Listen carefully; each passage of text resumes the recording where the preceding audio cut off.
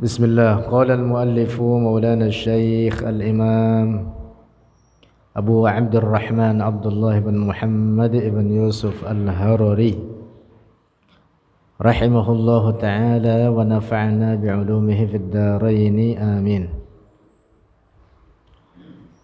Wa'lam dan ketahuilah olehmu annahu sesungguhnya sabata telah sahih, sabata ay sahha, telah sahih fil akhbari sahihati, dalam hadis-hadis sahih, audur ruhi, yaitu kembalinya ruh, oleh kembalinya ruh ilal jasadi, kepada jasad, fil qabri, dalam kubur. Sehingga ini wajib kita imani. Ka hadis al-Bara ibn Azib, seperti hadis al-Bara ibn Azib alladhi rawahu al-Hakim, yang telah meriwayatkan akan hadis al-Hakim oleh Imam Hakim, wal Baihaqi, dan oleh al-Baihaqi, wa Abu Awanata, dan oleh Abu Awanah, was-sahhahahu, dan telah mensahihkan hu, akan hadis, ghairu wahidin, oleh bukan satu orang, artinya oleh banyak orang. Wa hadis Ibn Abbasin, dan hadis Ibn Abbas. Jadi ada banyak para sahabat meriwayatkan hadis audur ruh ilal jasad, tentang kembalinya ruh kepada jasad di dalam kubur. Dari sahabat Al-Bara ibn Azib, lalu dari sahabat Ibn Abbas, Abdullah ibn Abbas, marfu'an, halnya marfu', artinya bahwa ini hadis berasal dari Rasulullah sallallahu alaihi wasallam. Hadis marfu' itu adalah hadis yang disandarkan kepada Rasulullah. Wa ma udhifa lin nabil marfu'u wa ma li tabi'in huwal maqtu'u. Wa ma udhifa lin nabi, dan apa yang disandarkan bagi nabi, al marfu'u, dialah hadis marfu'. Wa ma li tabi'in huwal maqtu'u, dan apa yang disandarkan bagi seorang tabi'in disebut hadis maqtu'. Kalau yang disandarkan kepada sahabat namanya mauquf. Wa ma adaftahu ilal ashabi min qawlin wa fi'lin fahuwa mauqufun zukin. Nah, hadis tentang audur ruh ilal jasad fil qabr adalah hadis marfu'. Ma min ahadin, hadisnya berikut ini, ma min ahadin, tidaklah dari seorang pun, yamurru, yang lewat oleh ahad, bi qabri akhihi, dengan kubur saudaranya al-mu'mini, yang mukmin, kana, yang ada dia, akhihi, ya'rifuhu, mengenalnya, hu, akan ahad, fid dunya, di dunia, fayusallimu, maka salam oleh ahad, alaihi, atasnya akhihi al-mu'min, illa arafahu, kecuali mengetahui oleh akhihi al-mu'min, yang dimaksud mayit yang dalam kubur, hu, akan ahad. Waradda, dan menjawab oleh mayit, yaitu akhihi al-mu'min, alaihi, atasnya ahad, as-salama, akan salam. Jadi Amar kalau lewat di samping kuburan sono karyawan 3, lalu Amar salam, assalamualaikum, dijawab itu oleh mereka itu, oh Ammar, katanya. Kenal itu, ada yang kenal kamu itu? Hah? Lah iya. Oh Ammar, waalaikumsalam. Kedengar gak Mar? Hah?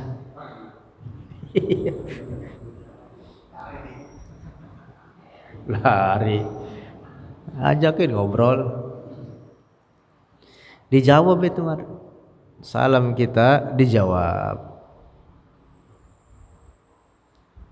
Itu artinya bahwa ruh orang tersebut dikembalikan kepadanya dan dia menjawab salam kita. Dan salam itu diajarkan oleh Rasulullah. Artinya kita yang hidup ketika kita masuk ke komplek pemakaman orang-orang muslim untuk salam. Assalamualaikum daru qaumin mu'minin, atau assalamualaikum ya ahlal kubur.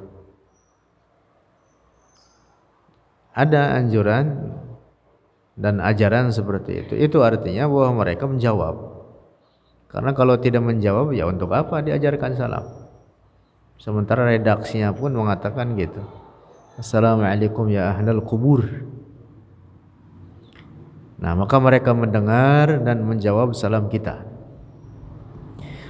Rawahu Ibnu Abdul Barri, telah meriwayatkan akan hadis oleh Ibnu Abdul Barr wa Abdul Haqq al-Ishbili dan oleh Abdul Haqq al-Ishbili wa sahhahahu, dan telah mensahihkan oleh Abdul Haqq al-Ishbili hu akan hadis. Artinya hadis sahih. Nah, karena itu wajib beriman dengan perkara ini, yaitu kembalinya ruh kepada jasad setelah dikuburkan. Fayastalzimu, maka melazimkan, zalika, oleh demikian itu hadis tadi riwayat di atas, ruju'ar ruhi, akan kembalinya ruh ilal badani, ke badan, kullihi, seluruhnya badan. Wadzalika, dan demikian itu, zahirul hadisi, adalah zahir hadis. Makna kandungan hadis itu tadi memberikan pemahaman demikian, bahwa ruh kembali kepada jasad di dalam kubur tersebut. Au ila ba'dihi, atau kembali kepada sebagian daripada jasad. Yang jelas bahwa nas hadis ini memberikan pemahaman tentang kembalinya ruh tersebut kepada jasad, terlepas daripada kepada keseluruhan jasad atau kepada sebagiannya, sehingga itu si mayit menjawab salam bagi orang yang salam kepadanya. Wa yata'akkadu, dan bertambah kuat, audul hayati, oleh kembalinya hidup, kehidupan atau al hayat fil qabri, dalam kubur, ilal jasadi, kepada jasad, mazida ta'akkudin, akan tambahan kepastian. Wa yata'akkad itu menjadi pasti, atau benar-benar adanya, fi haqqil anbiya'i, pada hak para nabi. Fa innahu, maka sungguhnya, warada, telah datang, min hadis Anasin, dari hadis Anas, anin nabiyyi, dari nabi sallallahu alaihi wasallam,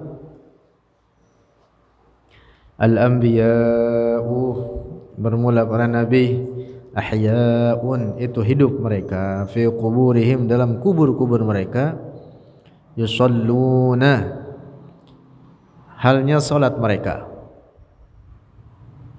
di dalam kubur mereka salat para nabi. Dan para nabi tidak hancur jasadnya dimakan bumi, tidak. Karena ada hadis lain menyebutkan, innallaha harrama 'alal ardi an ta'kula ajsadal anbiya. Sesungguhnya Allah mengharamkan atas bumi untuk memakan jasad para nabi. Sehingga para nabi sampai sekarang ada di kuburan mereka masing-masing dan dalam keadaan hidup mereka. Nah, karena itu orang yang ziarah misalkan ke makam Rasulullah, maka sama saja dengan ziarah kepadanya dalam keadaan hidupnya. Demikian dalam hadis Rasulullah sebutkan, man zarani ba'da wafati faka'annama zarani fi hayati. Siapa orang ziarah padaku setelah wafatku, maka sama saja dengan dia ziarah dalam keadaan hidupku. Dan tidak ada orang yang salam di dekat makam Rasulullah kecuali Rasulullah mendengar dan menjawab salamnya. Dan orang yang salam dari jauh, membaca salawat dan salam atas Rasulullah dari jauh, dari Ciledug misalkan, kata Rasulullah apa? Illa bullightuhu, kecuali itu disampaikan kepadaku. Dalam penjelasan para ulama, yang dimaksud disampaikan oleh para malaikat kepada Rasulullah, fulan si fulan dari Karang Tengah, namanya Ammar, baca salawat bagimu wahai Rasulullah. Dijawab oleh Rasulullah. Yang dekat dijawab langsung. Begitu dalam hadis sebutkan. Nah, itu artinya bahwa para nabi hidup di kubur mereka. Nah, sesuai hadis ini, al-anbiya'u ahya'un fi quburihim yusallun. Shahahul Baihaqi, telah mensahihkan akan hadis Al-Baihaqi oleh Al-Baihaqi, wa aqarrahu, dan telah menyetujuinya akan Al-Baihaqi Al-Hafizu oleh Al-Hafiz, yang dimaksud Ibn Hajar Al-Asqalani. Lanjut. Nah, itu satu hadis. Kemudian ada hadis lainnya, warawal Bukhari, dan telah meriwayatkan oleh Imam Al-Bukhari, wa Muslimun, dan Imam Muslim, an Anasin, dari Anas Ibn Malik, anin nabiyyi, dari Nabi sallallahu alaihi wasallam, annahu, sungguhnya ia Nabi, qala, telah bersabda, innal abda, sesungguhnya seorang hamba, idza wudi'a, apabila telah diletakkan, fi qabrihi, dalam kuburnya, al-abd, wa tawalla, dan pergi, anhu, darinya, al-abd, ashabuhu, oleh para kerabatnya atau para sahabatnya, al-abd, para kerabat si mayit tersebut telah pergi, wa innahu, dan sesungguhnya dia, al-abd, itu hamba, si mayit, la yasma'u, benar-benar mendengar oleh dia, qur'ani alihim, akan ketukan sendal-sendal mereka. Ya, maksudnya apa? Jalan mereka itu terdengar dari bawah oleh si mayit tersebut. Idan sorofu, apabila telah kembali oleh mereka, pulang maksudnya, atahu, mendatangi hu, akan si mayit, malakani, oleh dua malaikat, fayuq'idanihi, maka mendudukan oleh malakani hi, akan mayit, fayaqulani, maka berkata oleh keduanya malakani, ma kunta taqulu, apa yang ada akan engkau, taqulu, berkata oleh engkau, fi hadzal rajuli, pada ini laki-laki, Muhammadin, Muhammad.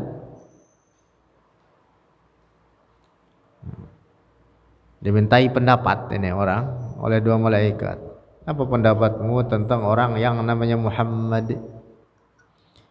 Fa ammal mu'minu, maka adapun seorang mukmin, ay al-kamilu, artinya yang sempurna, artinya mukmin yang sempurna, yang saleh, Fayaqulu, maka berkata oleh dia al-mu'min, asyhadu annahu, asyhadu, bersaksi oleh aku, annahu, sungguhnya ia Muhammad, Abdullah, itu hamba Allah, wa rasuluhu, dan rasulnya Allah. Fayuqalu, maka dikatakan lahu, baginya mayit mukmin, unzur, lihat oleh engkau, ila maq'adika, ke tempatmu, minan nari, dari neraka, abdalakallahu, telah mengganti bagimu Allahu, oleh Allah, bihi, dengannya itu apa jawabannya dia, dengan sebab jawaban itu, maq'adan, akan tempat, minal jannati, dari surga. Fayarahuma, maka melihat oleh al-mu'min, huma, akan keduanya, maq'adani, dua tempat, jami'an, seluruhnya. Artinya ini orang diberi kabar gembira dengan jawaban dia yang benar tersebut. Ketika ditanya, ma kunta taqul fi hadzal rajuli Muhammad, maka ini mayit mukmin dengan jawaban benar tersebut, dia mendapatkan apa? Tempat di surga. Wa ammal kafiru, dan adapun seorang kafir, awil munafiqu, atau seorang munafik, wa yaqulu, maka berkata oleh dia al-kafir, la adri, tidak tahu oleh aku.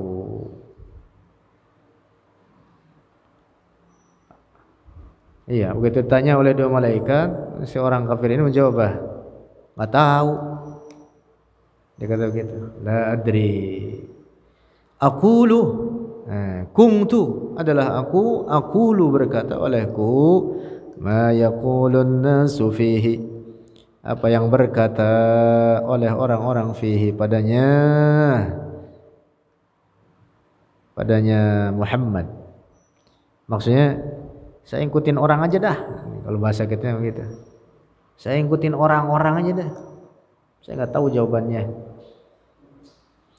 Fayuqalu, maka dikatakan bagi si mayit tersebut, la daraita, tidak mengetahui oleh engkau, wala talaita, dan tidak membaca oleh engkau. Masa kagak tahu? Nah, bahasa kita mau begitu tuh. Summa yudrabu, kemudian dipukul itu kafir, bimitraqatin min hadidin, dengan martil dari besi, palu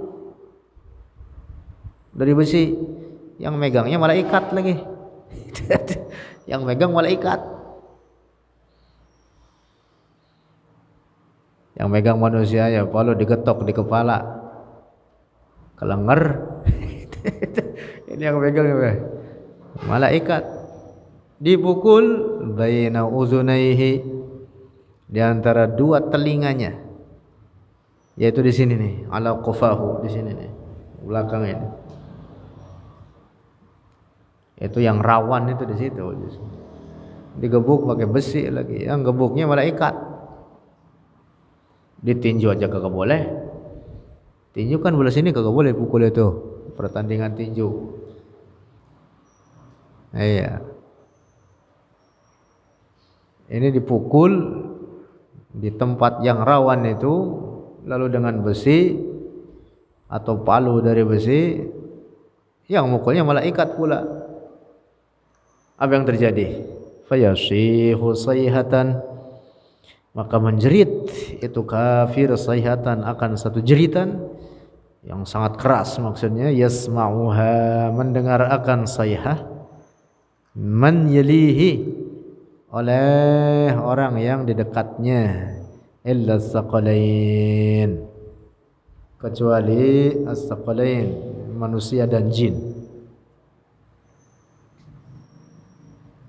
Kecuali manusia dan jin yang hidup. kagak ngedenger itu. Nah binatang-binatang ngedenger itu, semuanya ngedenger, kecuali manusia dan jin aja. Makanya kalau ada kuburan baru kemudian umpama disiksa di situ atau tandanya bahwa dia disiksa, kagak ada binatang-binatang main-main deket di situ, nggak ada. Masya Allah, wahsyahnya itu keluar, wahsyah itu kengeriannya itu keluar, terasa. Sama suruh ke kuburan begini kagak berani deh. Berani kemana? Kuburan, ha? Oh, ngapa takut? Hah? Ada yang keluar kali begitu, wah, kagak ada mar, emang ngapa takut? Hah?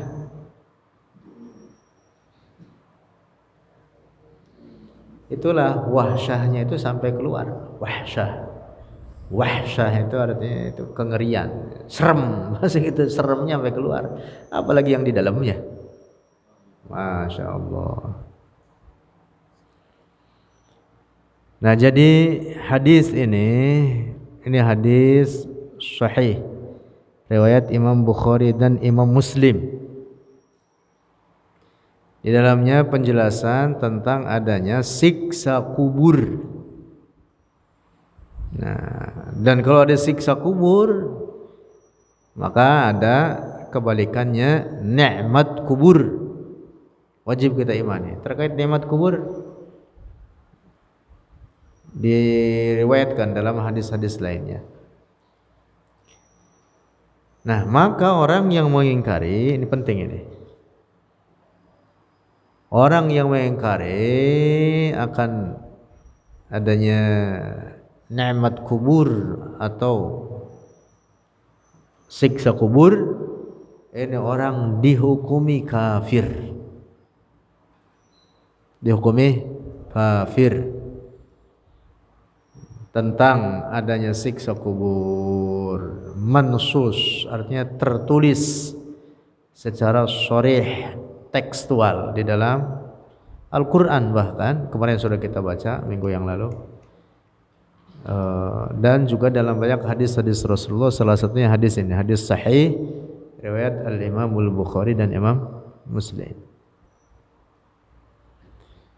Di zaman kita sekarang ada kelompok yang mengingkari siksa kubur atau nikmat kubur, yaitu kelompok namanya Hizbut Tahrir. Waspadai kelompok ini dengan faham rusaknya tersebut, dan sebenarnya ada banyak faham rusak mereka. Salah satunya ini dia, mereka mengingkari tentang adanya siksa kubur. Nah, orang yang kayak begitu bakal disiksa di kubur.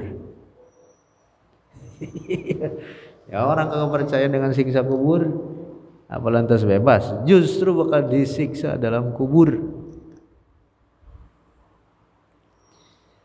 Ada sebagian mereka, orang-orang Hizbut Tahrir, mengatakan alasannya mengapa tidak beriman dengan adanya adzabul qabr. Kata mereka, karena hadis-hadis tentang adzabul qabr itu adalah hadis ahad. Alasannya hanya itu aja. Nah, ini orang tidak faham berdalil. Kalau hadis itu yang dipakai hanya hadis mutawatir, sedikit hadis mutawatir itu hanya berapa ratus. Hadis ahad itu banyak yang sahih, termasuk dalam Sahih Al-Bukhari. Banyak hadis ahad di dalamnya, dan dia hadis-hadis sahih. Kitab Sahih Bukhari sendiri adalah kitab yang merupakan as-sahhu kitabin ba'dal Quran. Kitab paling sahih setelah Al-Quran, dari depan sampai belakang. Itu semua hadis-hadisnya adalah hadis-hadis sahih, walaupun ada hadis-hadis ahad di dalamnya. Orang Hizbut Tahrir kagak paham hadis ahad kali dia. Apaan hadis ahad? Hadis ahad itu ya bukan berarti tidak sahih. Hadis ahad itu adalah min haisul wurudi, dari segi datangnya kepada kita. Ada dua model, ada yang disebut dengan mutawatir, ada yang disebut dengan ahad. Udah gitu aja. Paham gak nih? Nah, hadis ahad nanti ada pembagiannya. Ada yang namanya hadis masyhur, ada yang namanya hadis aziz, ada yang namanya hadis gharib. Ada pembagiannya hadis ahad itu. Ini tidak terkait dengan sahih atau tidak sahihnya. Ada kalanya sahih, ada kalanya tidak sahih. Paham ini? Jadi hadis ahad ini adalah metode datangnya kepada kita. Disebutnya hadis ahad, yaitu hadis-hadis yang datangnya kepada kita belum mencapai derajat mutawatir. Gitu. Disebutlah hadis apa namanya? Hadis ahad. Nah, lalu terkait kualitasnya, ada yang sahih, ada yang tidak sahih. Nah, ada pun yang diriwayatkan oleh Imam Bukhari dalam kitab sahihnya, ya udah jelas hadis sahih namanya, walaupun dia hadis ahad. Oke itu.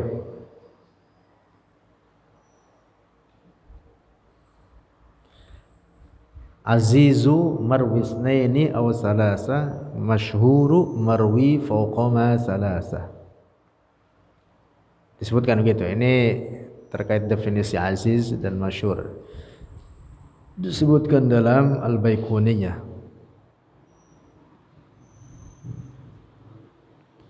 Nazam Al-Baiquniyah. Jadi hadis ahad itu ada banyak yang sahih dan jelas dijadikan dalil, yuhtajju bihi, artinya dijadikan hujjah dengannya hadis-hadis ahad itu. Tidak kemudian karena itu hadis ahad lalu dikatakan wah hadisnya ahad, kagak paham hadis ahad. Hadis ahad itu juga banyak yang sahih. Hadis ahad termasuk salah satunya, misalkan riwayat Imam Bukhari, Imam Muslim juga lainnya, dan disepakati kesahihannya, yaitu hadis Jibril. Hadis apa? Jibril diriwayatkan oleh siapa? Oleh Umar ibn al-Khattab, dan oleh hanya beliau seorang. Termasuk kategori hadis apa? Hadis ahad. Hadis ahad. Tapi sahih hadis ini. Hadis Jibril. Amar udah hafal itu, melotok dia. Kitabnya jadi bolak-balik mulu. Dihafalin mah kagak, dibolak-balik aja. Bolak-balik udah.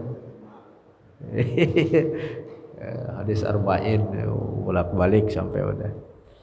Pokoknya Ammar ini udah semua kitab kepegang sama dia deh. Tebel bagaimana juga kepegang sama dia. Ya kalau disuruh megang, kalau disuruh megang mah ya, iya kepegang. Setebel bagaimana? Belasan jilid, tafsir Qurtubi, tafsir Tabari, kepegang semua sama Ammar itu. Kepegang Ammar? Aku pegang, suruh megang doang sih. Suruh megang. Syarah Ihya aja berapa tuh, 14 jilid, Ithab Sadatil Muttaqin, kepegang Ammar itu. Asal ada kitabnya kepegang sama dia.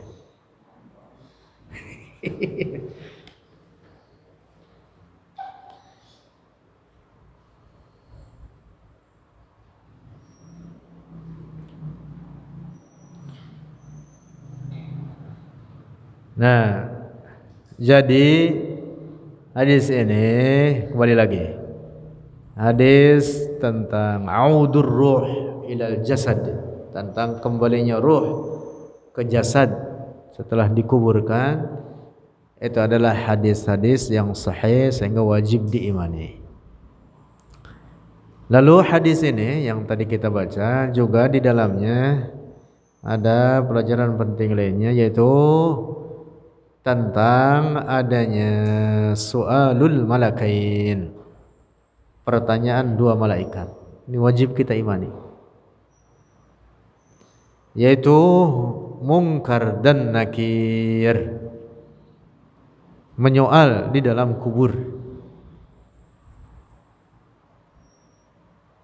Menyoal dalam kubur, yang mukmin, yang kafir disoal juga.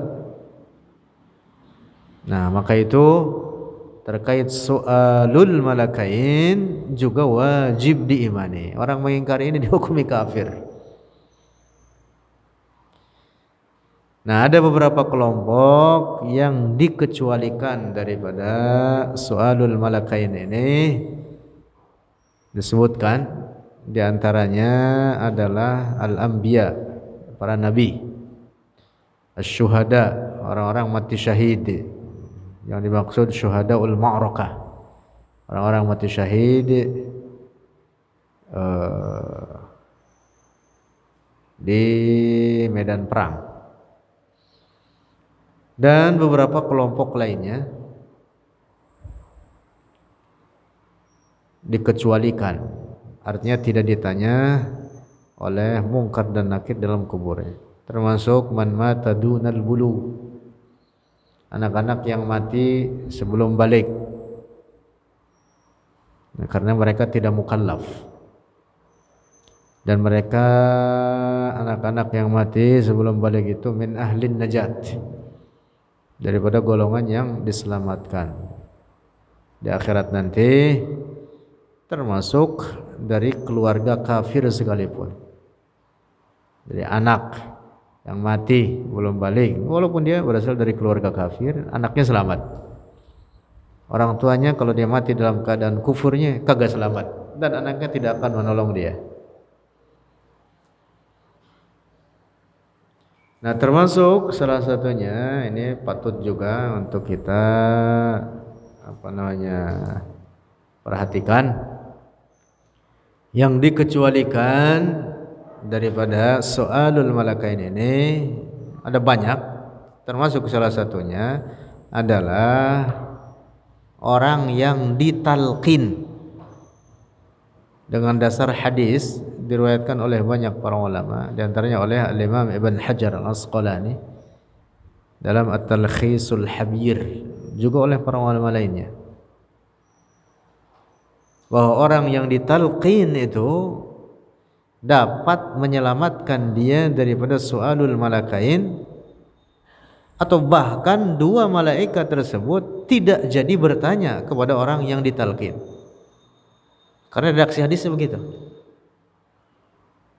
Ketika ada orang ditalqin setelah dikuburkan rapi, diajarkan kepadanya, talqin itu artinya dituntun kepadanya terkait jawaban-jawaban yang akan ditanyakan oleh Munkar dan Nakir. Lalu Munkar dan Nakir tidak jauh dari kuburan tersebut, sudah siap-siap mendatangi si mayit. Tapi karena melihat itu mayit udah dapat bocoran daripada jawaban pertanyaan yang akan diajukan kepadanya, sehingga dua malaikat ini kagak jadi bertanya. Keduanya jadi pergi aja udah. Ada hadis begitu itu. Masya Allah. Jadi besar sekali manfaat talqin itu. Besar sekali manfaat talqin. Ini malah dikata bid'ah, blow on itu yang kata bid'ah. Yang kata bid'ah blow on. Suruh ngaji dulu itu. Kagak percaya mati dulu buat talqin ini. Begitu. Nauzubillah. Apa salahnya dengan talqin itu? Makanya dikata bid'ah apa sih? Itu ada dasarnya dalam hadis. Ada dasarnya dalam hadis. Bahkan perkara-perkara yang baik yang tidak menyalahi Al-Quran, tidak menyalahi hadis, tidak menyalahi ijma' ulama, walaupun tidak ada dikerjakan di zaman Rasulullah, zaman para sahabat, boleh kita kerjakan. Misalkan salah satunya azan di kubur, kagak ada tuntunannya itu, nggak ada hadisnya. Boleh tidak? Ya boleh. Kenapa tidak boleh kan? Kalimat baik, kalimat zikir.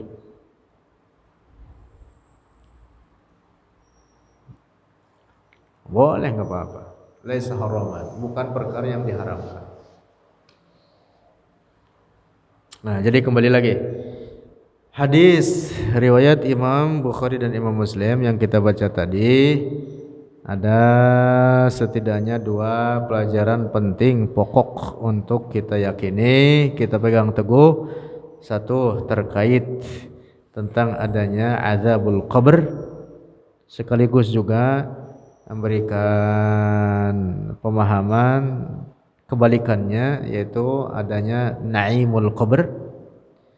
Lalu yang kedua, hadis itu tadi juga memberikan pemahaman di dalamnya tentang adanya su'alul malakain, wajib kita imani, pertanyaan 2 malaikat. Mudah-mudahan kita selamat daripada su'alul malakain dan selamat daripada azabul qabr.